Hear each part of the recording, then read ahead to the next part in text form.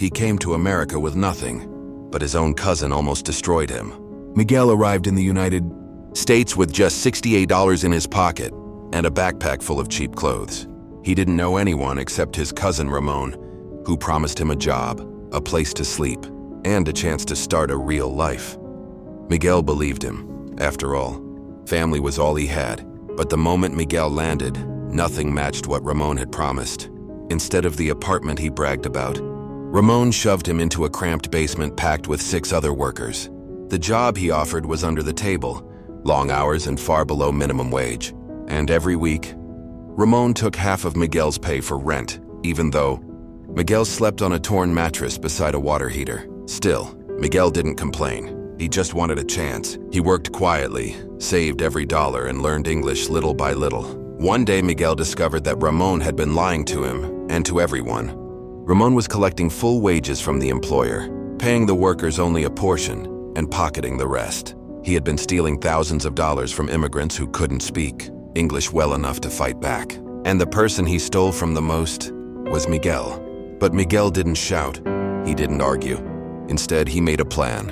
While Ramon slept, Miguel used the old basement computer to search for better opportunities. He learned about online side hustles, remote work, gig apps, and small entry-level courses.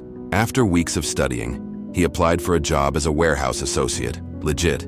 With full pay, no middleman. He didn't tell Ramon. The day he got hired, Miguel packed his bag and handed Ramon an envelope. Inside, every fake rent payment Ramon forced him to write down.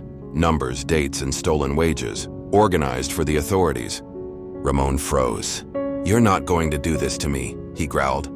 Miguel simply said, "You already did it to yourself." He walked out and never looked back. Miguel worked hard, saved relentlessly, and kept learning new skills online. He got certified in logistics, moved up to supervisor, then to warehouse coordinator. In 3 years, he made more money than Ramon ever scammed. Eventually, Miguel opened his own small delivery company, his childhood dream. Then one day, Ramon messaged him. He had lost everything. The workers he exploited reported him. His employer fired him. He wanted help. He wanted forgiveness. Miguel replied with only one sentence: "You taught me what kind of man I never want to be."